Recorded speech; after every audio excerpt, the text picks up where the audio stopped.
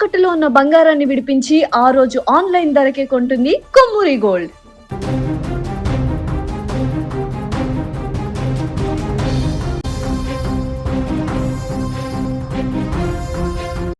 Yes, Tamil Nadu ముఖ్యమంత్రిగా విజయ్ ప్రమాణ స్వీకారానికి ముహూర్తం ఫిక్స్ అయింది. రేపు మధ్యాహ్నం 3 గంటలకు, అంటే 10వ తారీఖున మధ్యాహ్నం 3 గంటలకు చెన్నై సెంట్రల్లోని జవహర్లాల్ నెహ్రూ ఇండోర్ స్టేడియంలో, అంటే సరిగ్గా 2 రోజుల కిందట ఎప్పుడైతే ఆయన ఎమ్మెల్యేల మద్దతు కూడగట్టకు ముందే ప్రమాణ స్వీకారానికి ఏర్పాట్లు చేసుకున్నారో, అక్కడ ఏర్పాట్లు చేసుకున్నటువంటి అదే వేదికలో తిరిగి మళ్ళీ విజయ్ సీఎంగా ప్రమాణ స్వీకార కార్యక్రమాన్ని నిర్వహించబోతున్నారు. ఇప్పటికే ఆయన గవర్నర్తో భేటీ అయ్యారు.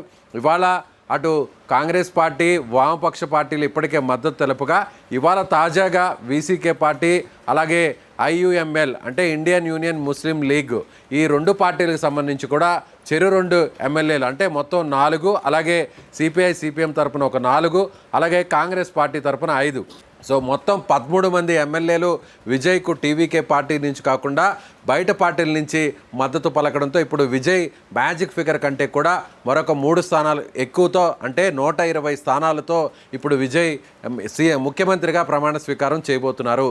సో ఇప్పటికే ఆయన గవర్నర్ని ఇవాళ సాయంత్రం కలవడం జరిగింది. కొద్దిసేపటి కిందటే గవర్నర్ కలిసి బయటకు రావడం జరిగింది. విజయ్ రిక్వెస్ట్ కూడా చేయడం జరిగింది. ఆదివారం రోజున మధ్యాహ్నం 3 గంటలకు తాను ముఖ్యమంత్రిగా ప్రమాణ స్వీకారం చేయడానికి అవకాశం ఇవ్వండి, సమయం ఇవ్వండి, ఆ టైంలో అందుబాటులో ఉండండి అంటూ ఒక రిక్వెస్ట్ చేయడంతో, సో గవర్నర్ కూడా విజయ్కు అవసరమైనటువంటి, అంటే ఇప్పటి వరకు విజయ్ 3 సార్లు గవర్నర్ని కలవడం జరిగింది, రాజేంద్ర పర్లికర్ని. ఇవాళ పూర్తి స్థాయి, అంటే తనకు పూర్తి స్థాయి మ్యాజిక్ ఫిగర్కు అవసరమైనటువంటి సంఖ్యాబలంతో ఎవరైతే మద్దతిస్తున్నటువంటి ఎమ్మెల్యేల జాబితాతో, అలాగే ఆయా పార్టీలకు సంబంధించినటువంటి ఆ పార్టీల అధినేతలు ఇచ్చినటువంటి పర్మిషన్ లెటర్స్తో, సో నేరుగా విజయ్ ఆ లేఖలను తీసుకువెళ్ళడం, గవర్నర్కు సబ్మిట్ చేయడం జరిగింది. సో ఇప్పటి వరకు అనేక ట్విస్టులు జరిగాయి, అనేక సస్పెన్స్లు జరిగాయి. విజయ్ ముఖ్యమంత్రి అవుతాడా లేదా అనేటువంటి ఒక సస్పెన్స్ గత 4-5 రోజుల నుంచి కూడా కొనసాగింది. తమిళనాడులో జరిగినటువంటి ఎన్నికల్లో, ఏప్రిల్లో జరిగినటువంటి ఎన్నికలు ఫలితాలు మే 4వ తారీఖున వెలువడ్డాయి. మే 4వ తారీఖున వెలువడ్డ ఫలితాల్లో అనూహ్యంగా విజయ్ 3వ స్థానానికి పరిమితం అవుతారని అటు ఎగ్జిట్ పోల్స్, సర్వే ఫలితాలన్నీ చెప్పినా వాటన్నిటినీ బీట్ చేస్తూ విజయ్ ఫస్ట్ ప్లేస్లోకి రావడం జరిగింది. 108 స్థానాల్లో విజయ్ పార్టీ గెలుపొందడం జరిగింది.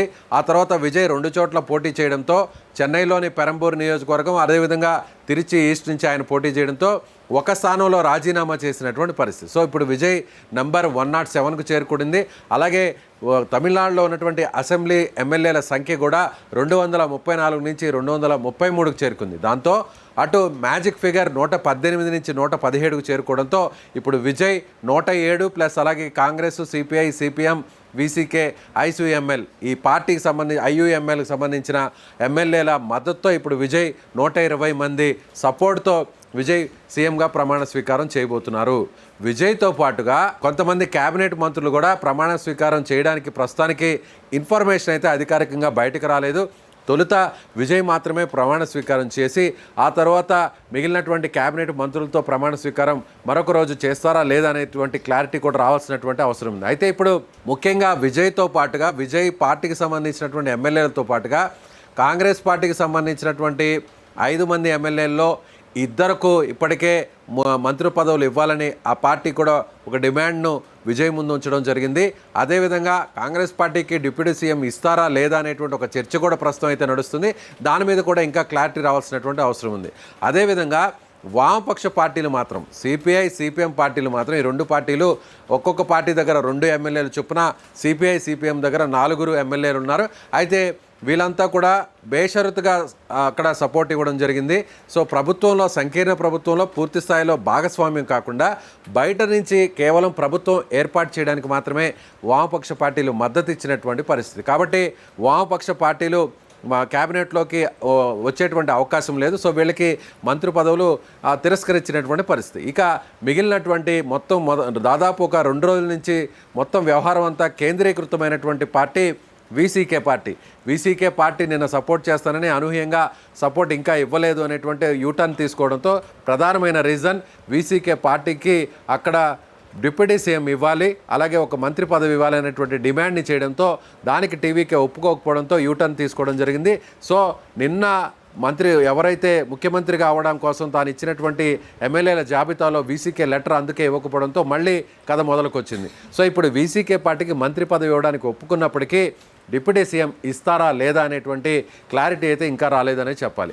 అదేవిధంగా విజయ్ పోటీ చేసి రాజీనామా చేసినటువంటి మరొక 2వ స్థానమైన తిరుచి స్థానాన్ని కూడా వీసీకే పార్టీ కోరడం జరిగింది.